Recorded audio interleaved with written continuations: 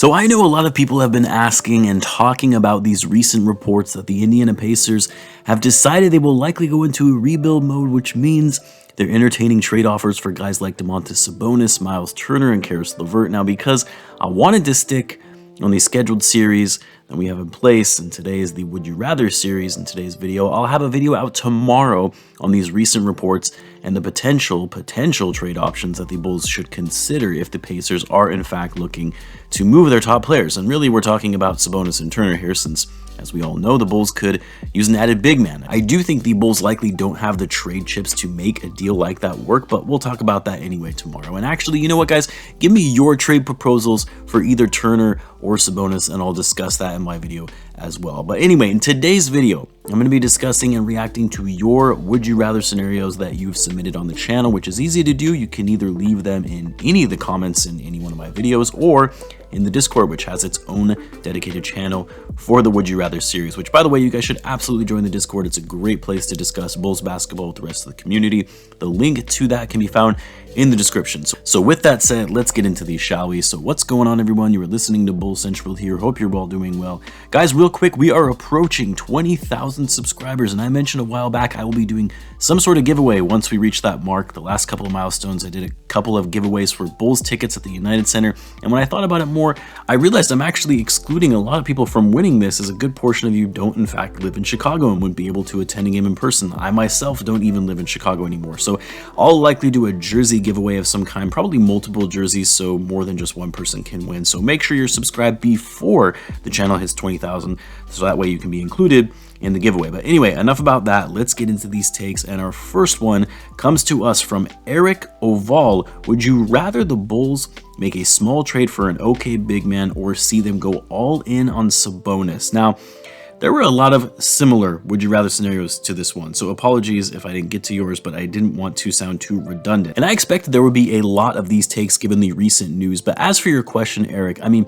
if you had asked me this maybe a month ago, when, like, yes, the Bulls were still playing well and they looked like a formidable team, but I wouldn't have said that it was time to make an all-in type move, because they still have some pieces to work out, and it wouldn't make sense to go all in trying to win a championship when it likely isn't going to happen. But honestly, with the way this Bulls team has been playing, and still playing well without a true power forward and limited front court depth, and they're still one of the best teams in the East that just needs some more size, yeah, I would rather them go all in on Sabonis or someone like that, right? Like basically a missing piece to make them true, full-blown title contenders. Now, I won't get into what a trade package would look like for Sabonis, because I'll cover that in tomorrow's video, but I will say, though, that it is a lot that the Bulls would likely have to give up to get a player at an all-star level caliber like Domantas Sabonis is. You're going to have to give up a lot for him.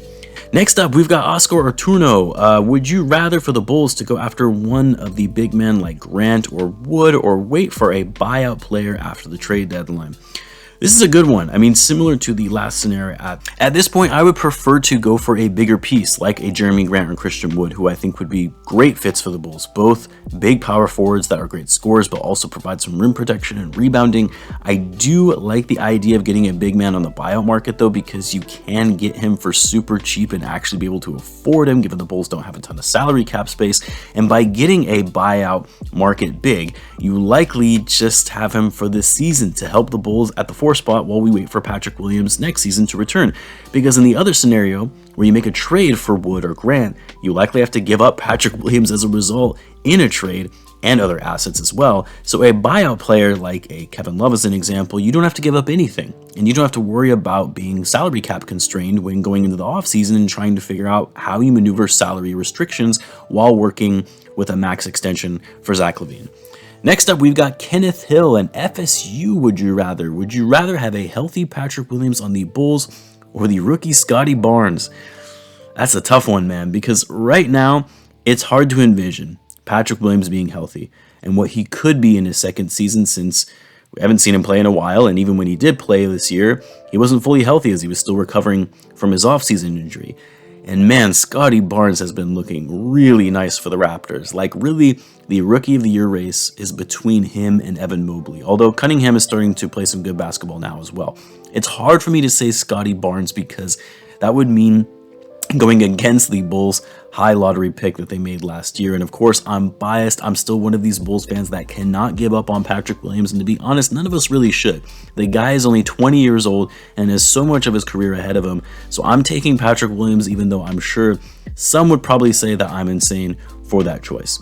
Next up, we've got Neo, somewhat similar. Would you rather have the Bulls draft Patrick Williams or Obi Toppin in regards to their current roster?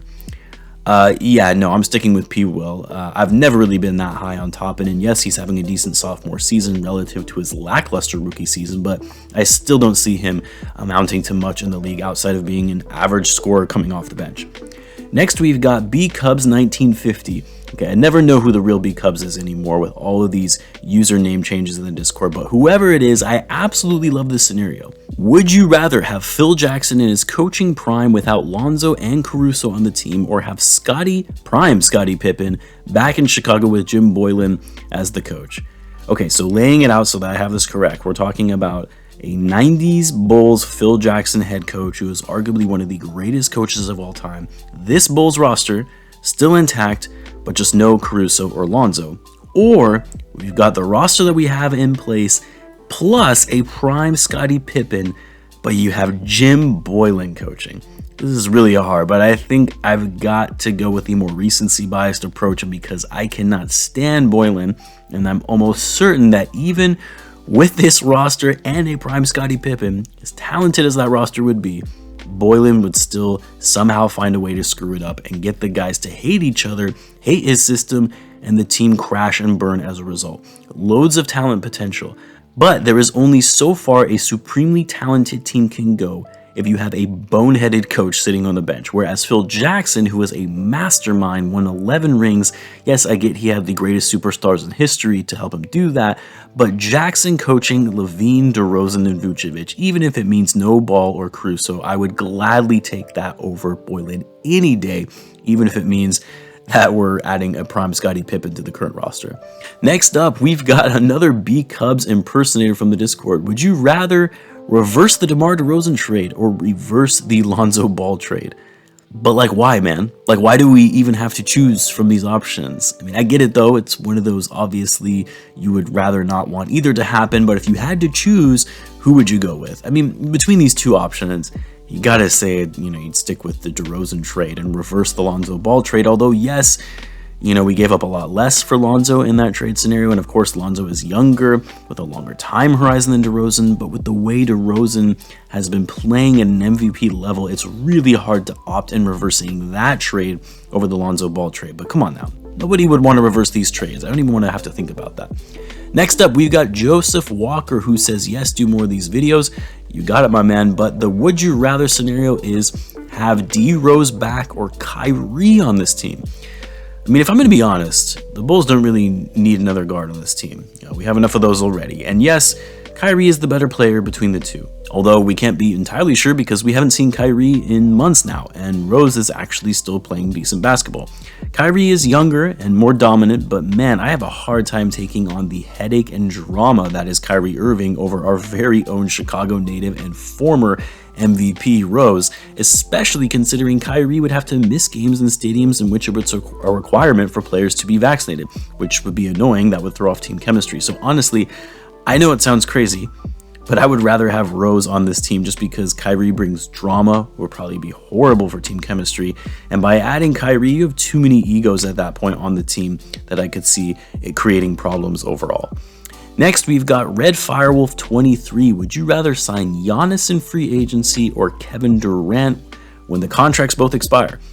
This is a pretty easy one for me because in my opinion, Giannis is the best player in the league right now. Not only that, but he's considerably younger than Kevin Durant, less injury prone, and just has more prime years ahead of him, playing at an MVP level. So at this stage in their careers, especially since Kevin Durant, by the time his contract expires, he's going to be like 35 years old, I would much prefer Giannis, even as great as KD is. He's still a top 3 player in the league, but Giannis, being in his mid-20s, has more prime years ahead of him, whereas KD, you're looking at good 2 to 3 peak years from him max. Just the law of averages when looking at an NBA player's career and their overall longevity.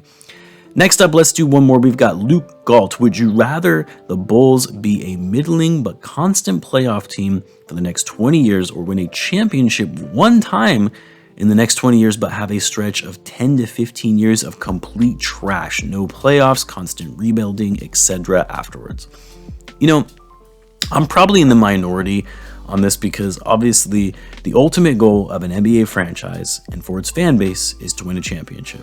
That's what everybody wants, and it's an incredible feeling when your team does win it all. However, only one team out of 30 can win a championship in a given season. It's incredibly hard to win a title with so many factors at play, with team chemistry, hitting on all cylinders at the right time in the playoffs, avoiding injuries, etc.